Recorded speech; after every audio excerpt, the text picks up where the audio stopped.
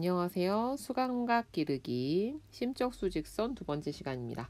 지난 시간에는 심적 수직선이 무엇인지 그리고 이게 도대체 왜 중요한지에 대해서 이야기를 나눠봤다면 오늘은 심적 수직선의 형성, 정교화를 돕는 활동, 수직선 모델 활용에 대한 이야기를 해볼게요. 수직선이라는 게 도대체 어떤 장점을 가지고 있을까? 수는 다양한 의미를 가지고 있습니다. 크게는 네 가지로 구분을 하는데요. 수의 의미 관련 영상은 꼭 보셨으면 좋겠습니다. 아직 안 보셨다면 한번 보세요. 수의 의미 중에 이름수는 제외했습니다.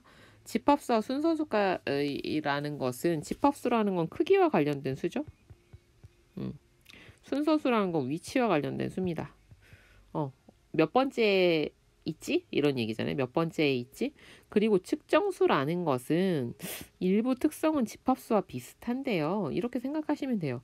길이를 잰다 라고 하면 0, 5 해서 1, 2, 3, 4, 5 어떤 길이를 재보면요. 이게 딱 4가 떨어지는 경우도 있지만 그 얼마쯤인 경우가 많겠죠. 3과 4의 얼마쯤. 이거는 자연수만으로는 표현할 수가 없잖아요. 그래서 이 측정수라는 것은 자연수 사이의 값에 대해서 이제 필요한 경우들이 있어요. 그런데 다른 모델 같은 경우, 이렇게 딱딱 떨어지는 모델 같은 경우에는 이 수에 대한 표현이 매우 어렵죠. 뭐 자르고 그래야 되는데. 그렇지만 수직선이라는 것은 그 중간에 선이 존재하고 어떤 점을 찍는 것도 가능하니까 자연수 사이의 값에 대한 표현이 굉장히 쉽고 자연스럽습니다. 그러다 보니 자연수에서 분수, 소수로 수의 범위를 확장할 때 이 수직선 모델을 쓰는 것이 굉장히 편합니다. 그리고요, 초등에서는 다루지 않지만 중등에서 음수, 0부터 이제 반대편에 쭉 있는 수들을 표현하는 거, 이런 수들로 확장하는데도 수직선은 굉장히 좋습니다. 수직선이라는 것은요, 연산 효과를 확인할 수 있어요. 예를 들어서 0, 10이 있을 때 5 더하기 3을 해봅시다. 그러면 5에서 3만큼 간 거잖아요. 그죠? 그래서 5에서 3만큼 간다. 이렇게 했을 때 우리가 수직선 모델을 충분히 하는 아이들은 이미 이 위치가 8쯤 된다는 걸 알고 있으니까 대충 저기면 8쯤일 거야 라는 걸 어림하고 값을 구할 수 있다는 거예요. 어림하기는 수감각을 다루는 뇌 영역을 발달시키는 데 굉장히 중요한 감각입니다. 그리고 나중에 이제 수학이 어려워지면 우리가 답을 딱 모르잖아요. 뭔가 방향을 찾아서 가야 되는 순간들이 오죠. 그랬을 때 그 값에 대한 어떤 감각을 갖는다는 건 되게 중요한데 그걸 어렸을 때부터 길러줄 수 있다는 거죠. 수직선 연산에서 수직선을 썼을 때 참 좋았던 건요. 이 뺄셈의 비교 상황을 이해하는데 굉장히 좋았어요. 뺄셈의 기본적인 상황은 수가 줄어드는, 수가 감소하는 제거 상황을 훨씬 더 많이 다루죠. 하지만 일상생활에서 제거만큼이나 많이 찾는 것이 비교, 차이를 구하는 상황입니다. 그렇죠? 나이 차이도 구하고 길이 차이도 구하고 두 집단 간의 차이도 구합니다. 그런데 요거는 아이들이 생각보다 힘들어해요. 보통 다 제거로 하려고 해요. 그래서 차이를 구하라고 하면 어떻게 하냐면 이거 뺄셈이니까 큰 수에서 작은 수 빼면 돼. 큰 수에 작은 수. 그런데 이게 수의 범위가 그냥 양의 정수를 다룰 때는 상관없지만 음수까지 나와버리면 큰 수에서 작은 수 빼면 안 되잖아. 검정 바둑돌 3개랑 흰 바둑돌 4개가 있을 때 차이를 구하라는 건 뭡니까? 사라지지 않아요. 같은 부분은 그대로 두고 달란 차이가 나는 부분만 찾아내. 이런 의미잖아요. 이게 굉장히 힘들어 하거든요. 똑같은 걸 같이 지워 막 이렇게 가르치기는 하는데 그런데 이걸 수직선에서 표현해 볼게요. 3, 4. 3과 4는 얼마나 차이 나지? 1이요. 되게 쉽죠. 시각적으로 딱 표현이 됩니다. 한 수직선 안에 두 수를 동시에 표현하는 게 가능하기 때문에 그래서 이 수직선 모델을 잘 쓸 수 있는 아이들, 빈 수직선에서 탁탁 그릴 수 있는 애들은요. 연산 효과를 잘 확인할 수 있을 뿐만 아니라 자연스럽게 연산의 정확성도 높아지게 됩니다. 그리고요. 이 수직선을 활용하다 보면요. 다양한 연산의 전략들을 개발할 수가 있어요. 하나만 말씀드릴게요.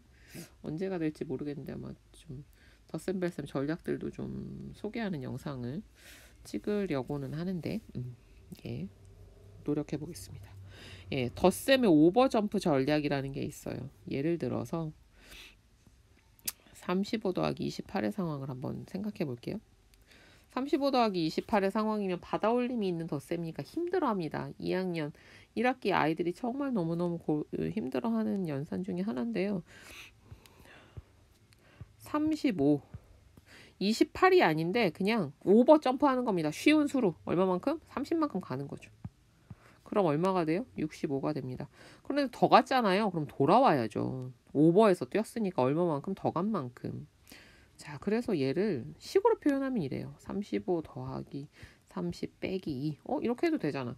그런데 이게 분명히 전략인데 아이들은 지금 이게 더하기 빼기를 하면 요거가 똑같은 상황에서 만약에 빼기를 했다고 더 많이 뺐다고 생각하면 어떻게 해야 돼요? 빼기가 아니라 더하기 2를 해줘야겠죠. 그러면 요걸 숫자만 가지고 하면 어떤 일이 벌어지냐면 애들이 빼야 되나? 더 해야 되는 거 아닌가? 요거 가지고 이제 헷갈려요. 이 효과를 모르는 거예요. 어떤 일이 벌어졌는지를. 여기 있는 기호만 가지고 해야 되니까. 그런데 수직선 가지고 하면 어떻게 돼요? 눈으로 보이잖아요. 더 많이 갔네? 돌아와야지. 돌아오는 건 어떻게? 빼기 기호로. 그래서 다양한 전략들을 사용할 수 있게 됩니다. 그리고요. 지금까지의 예를 보시면서 눈치채셨겠지만 수직선을 이용하게 되면 아이들이 문제 해결 과정을 나타낼 수가 있어요. 사고력을 묻는 문제들이 다 그런 거잖아요. 어떻게 계산했는지 말해봐라.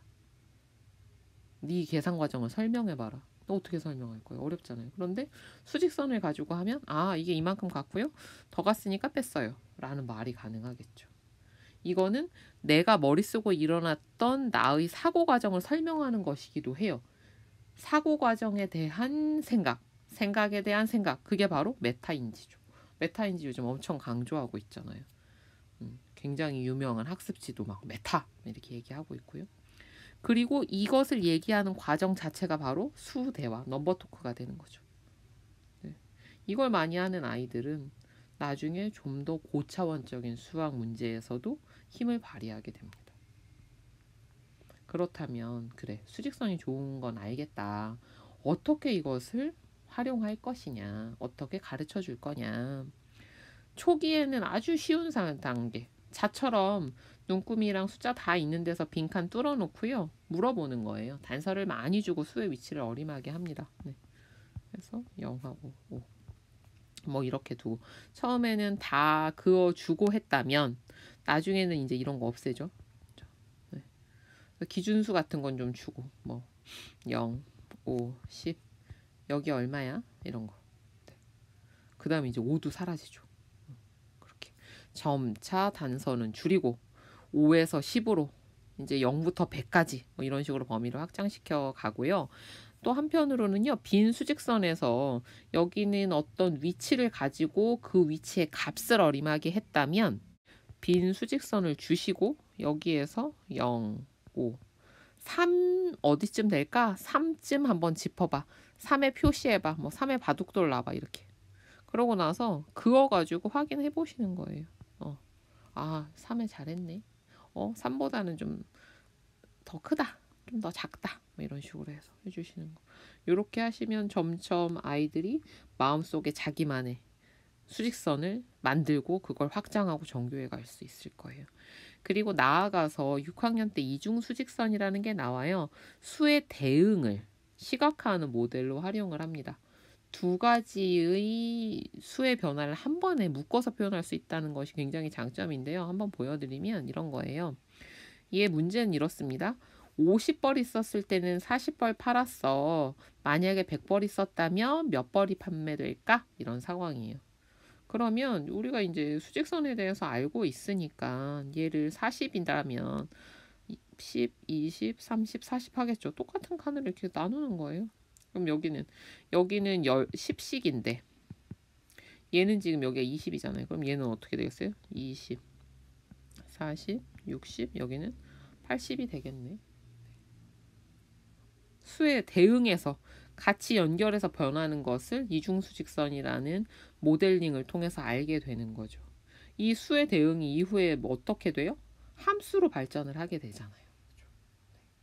그래서 이런 것들을 활용을 하시면 아이들이 좀 더 이 수를 의미 있게 배울 수 있습니다. 그래서 수직선 정말 고등학교 때까지도 수직선은 모델은 계속 나오잖아요. 그러니까 처음에 수직선 배울 때 충분히 다룰 수 있도록, 그래서 이게 아이의 수감각 발달을 위해서 수직선 활동을 좀 많이 하시기를 권장드립니다. 이번 시간까지 해서 수감각에 대한 영상은 어느 정도 정리가 된 것 같고요. 또 더 좋은 내용이 있으면 나중에 추가해서 영상 또 제작해서 올리도록 하겠습니다. 다음 시간에 이제 준비된 영상은 초등학교 수학 교육과정 내에 있는 수학엔 어떤 영역들이 있고 뭘 가르치는지에 대해서 한번 훑어보려고 합니다. 네, 다음 영상 빠르게 준비해서 오도록 하겠습니다. 오늘도 영상 들어주셔서 감사합니다. 다음 영상에서 찾아뵐게요.